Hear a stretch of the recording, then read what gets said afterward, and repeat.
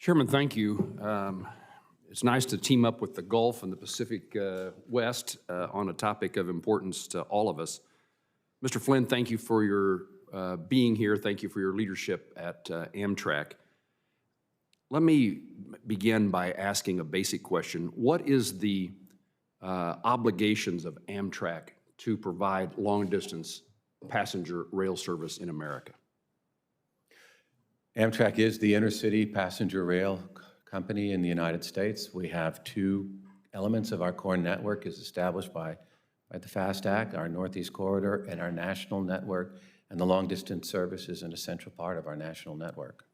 So is it fair to say, I'm putting words in your mouth and I expect you to agree with me, but I'd like to know, it's a priority, it's an obligation, it's a requirement that long-distance passenger rail service be provided in this country by Amtrak?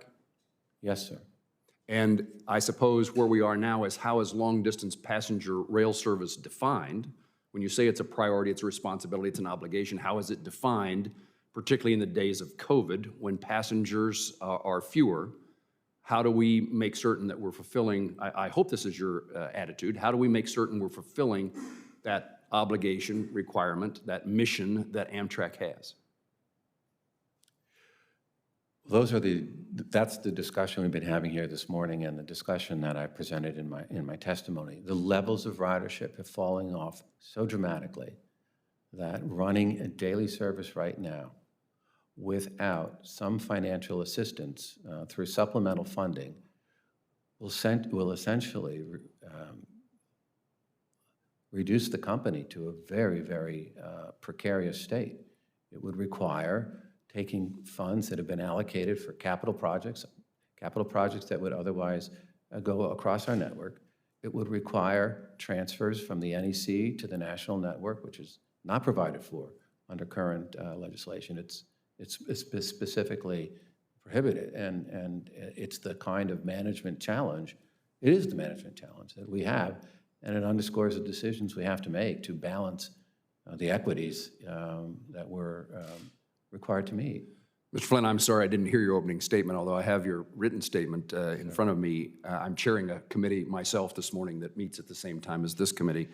But your indication is that because that obligation is so real, so that it exists, that should things continue to be dire in regard to passenger ridership, Amtrak would take additional steps to keep passenger rail service long distance running, but they're not good options, but there are options that you, because of that obligation, would have to pursue. There aren't any really good options. Thank you, Senator. There aren't any good options. Well, you mentioned capital improvements. Pardon me? You mentioned capital. Well, some of the funds that we have are specifically directed to specific capital projects. So in terms of our cash balance, we don't have the freedom to put the cash balance anywhere we want because there's direction that exists. And maybe the point you were making is you would need Congress to authorize that transfer of money from capital improvements to maintaining long-distance passenger service? I wouldn't recommend it, though. Okay. Congress may direct it, but it's not something we'd recommend. And are you actively engaged in more than educating Congress? What actions is Amtrak taking to see that Congress responds to your financial request? We have an ongoing discussion with members of Congress, with the committee staff itself, and have been regularly communicating since the pandemic outbreak, of the conditions that we're experiencing in our business, the impact on the level of ridership, the actions we're taking to ensure that we have as safe an environment as we can have for our employees and for our riders. Senator Tester was asking me about how are you communicating with riders, for example, but we are regularly communicating with Congress about the conditions and the funding levels we require. Well, Mr. Flynn, I would offer my services to you, to Amtrak, in trying to embellish, to increase the volume of your efforts, the magnitude of your efforts to get congressional attention to this issue. It matters a lot, and I want to ally myself with efforts of yours and my colleagues to see that the attention necessary to solve this problem. I would ask, is there any data, study indications that when the service is diminished to 3 days a week, that the ridership doesn't return. People find whatever alternatives they can, they move on. And are you diminishing the chances of your success, of Amtrak success, when COVID is behind us? Well, we touched on that point just a moment ago, and I think that was Senator Tester He's the ranking member of the committee I chair, so he and I are trading positions in this setting. But, well, So reiterate that, if you don't mind.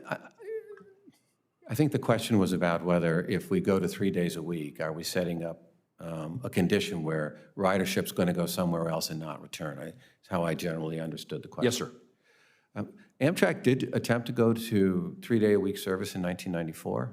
It was part of a fundamental restructuring of the company, and it didn't work. A couple of conditions were very different then.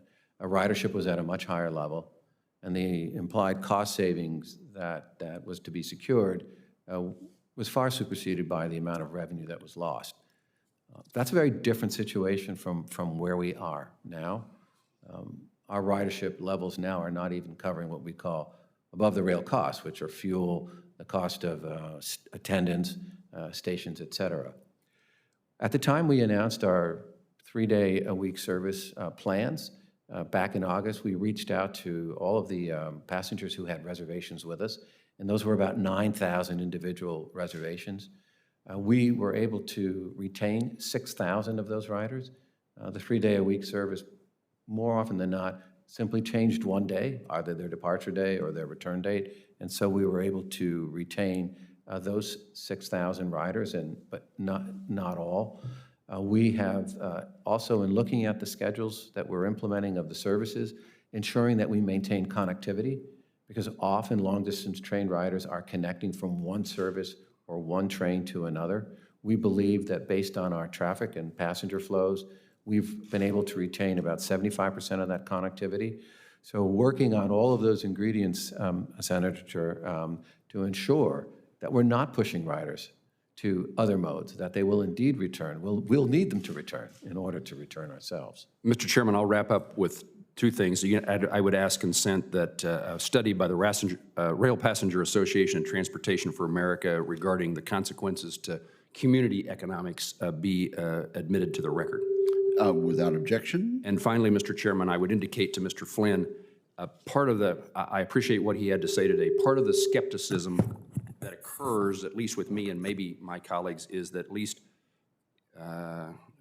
previous CEOs at Amtrak were less committed to long-distance passenger service. That's not that long ago, and so when the 3-day arrives, it raises concerns that this is another circumstance in which we're just being played, that this is the continued effort to eliminate or significantly diminish the service. Part of that comes from the Southwest chief and the desire by one of your predecessors, at least the suggestion, that we replace significant number of train miles with bus service. It just sends signals that there's not a commitment at Amtrak. I don't have that feel with you, and I appreciate that. Thank you, Senator. And I'll just state, and I touched on it earlier, but our board of directors has also asked me to convey very clearly to this committee their commitment as well. They've conveyed that to me as well. Thank you. And their direction to me. Thank you.